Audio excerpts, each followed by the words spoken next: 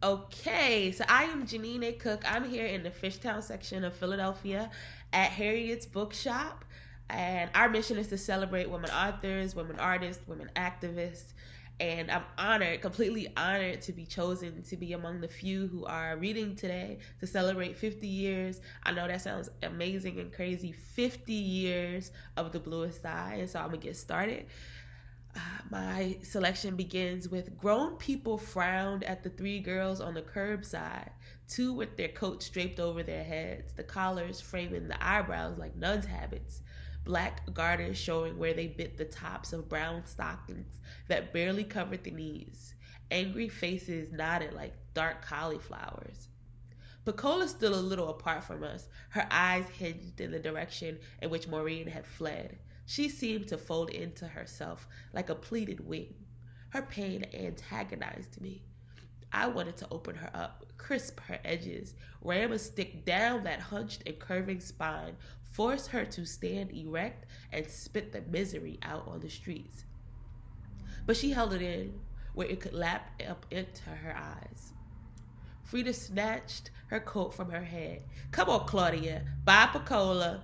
We walked quickly at first and then slower, pausing every now and then to fasten garters, tie shoelaces, scratch or examine old scars. We were sinking under the wisdom, accuracy, and relevance of Maureen's last words. If she was cute, and if anything could be believed, she was, then we were not. And what did that mean? We were lesser?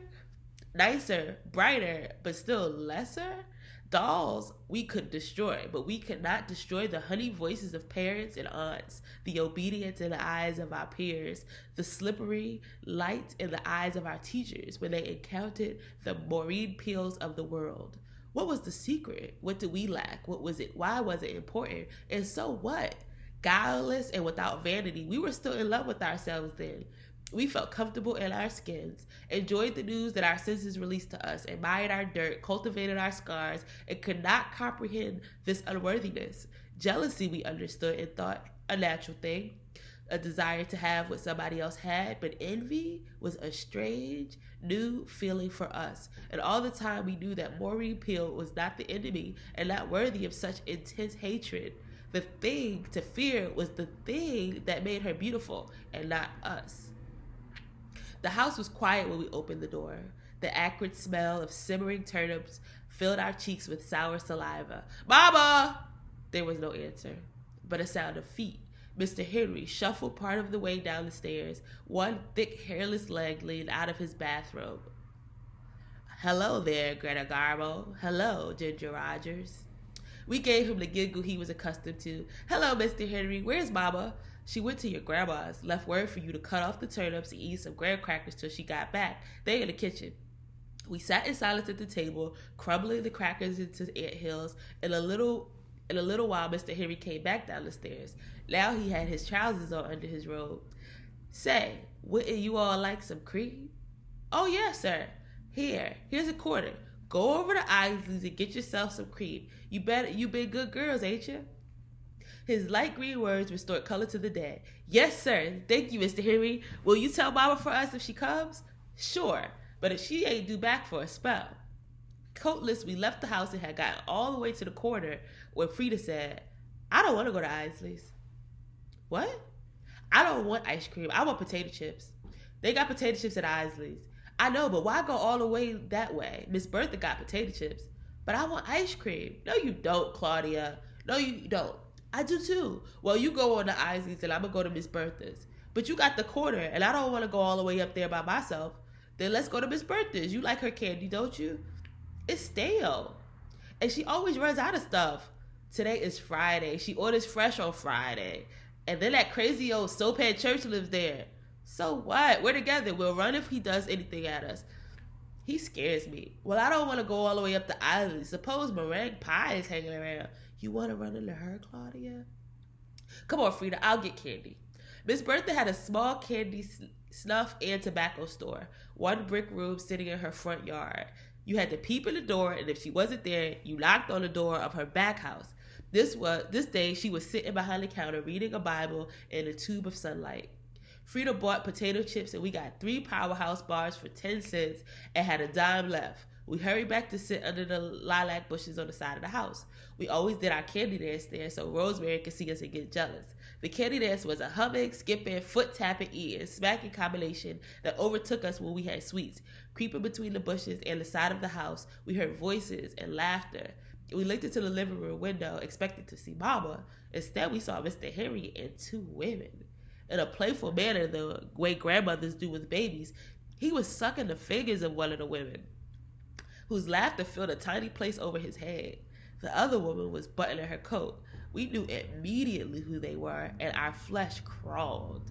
One was China, and the other one was called the Maginot Line.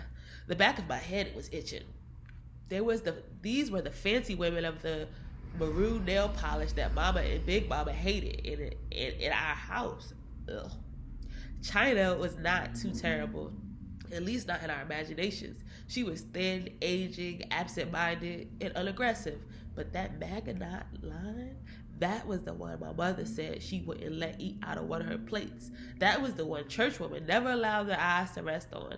That was the one who had killed people, set them on fire, poisoned them, cooked them, and lied. Although I thought the Maginot Line's face, hidden under all that fat, was really sweet, I heard too many black and red words about her, seeing too many mouths go triangle at the mention of her name, to dwell on any redeeming features that she might have. Showing brown teeth, China seemed to be genuinely enjoying Mr. Henry. The sight of him licking her fingers brought to mind the girly magazine in his room. A cold wind blew somewhere in me, lifting little leaves of terror and obscure longing. I thought I saw a mild lonesomeness cross the face of that Maginot Line, but it may have been my own image that I saw in the slow flaring of her nostrils, in her eyes that reminded me of waterfalls in movies about Hawaii. The Maginot Line yawned and said, "Come on, China, we can't hang in here all day. Them people be home soon." She moved towards the door. Frida and I dropped down to the ground, looking wildly into each other's eyes. When the women were in some distance, we went inside. Mr. Henry was in the kitchen, opening a bottle of pop. "Back already?" "Yes, sir." "Cream all gone?" His little teeth looked so kindly and helpless. Was that really Mr. Henry with China's fingers? "We got candy instead."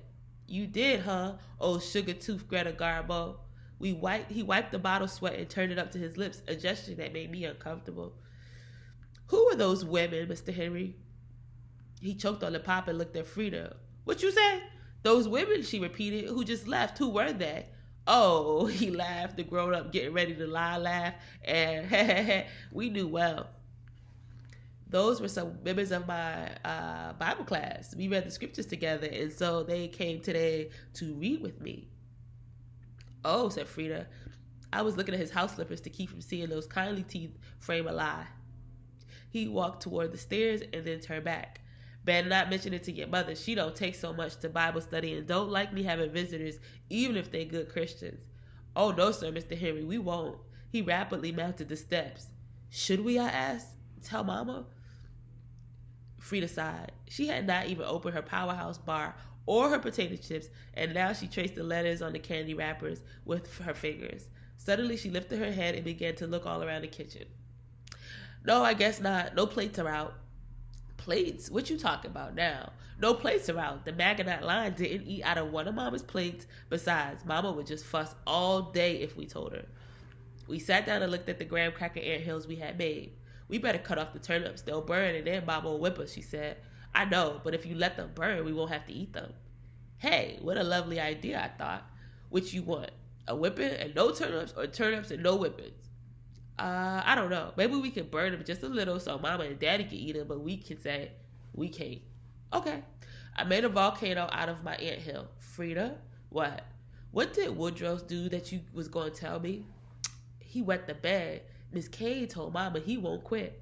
"Oh, nasty." The sky was getting dark. I looked out of the window and saw snow falling. I poked my finger down into the mouth of my volcano, and it toppled, dispersed the golden grains into little swirls. The turnip pot crackled.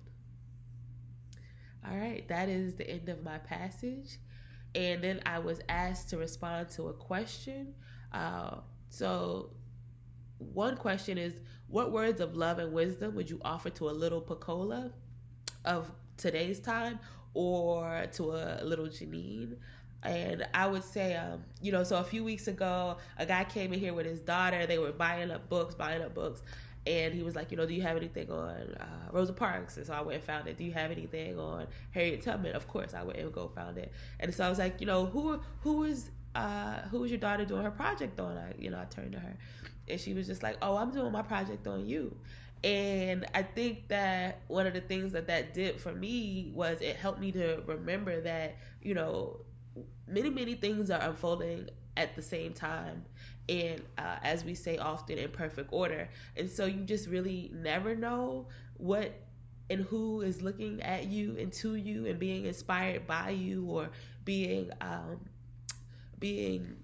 transformed by your transformation.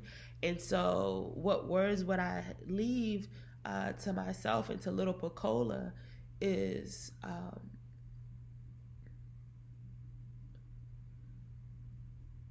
it's okay. It's okay. Wherever you are, right? Wherever you are in that moment, however you're feeling, wherever it's taking you, wherever, like, okay, it's okay, right? And then the next one, and that's okay too, right? And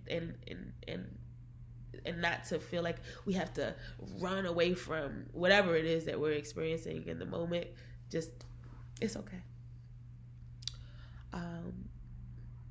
And before I sign off, I just want to offer a word of gratitude to Toni Morrison. I don't think that I'd be here had it not been for her. I'm pretty sure I wouldn't.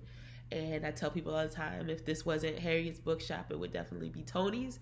And I look forward to one day opening a Toni's and building her the monuments that she deserves for all that she did on the behalf of girls like me. So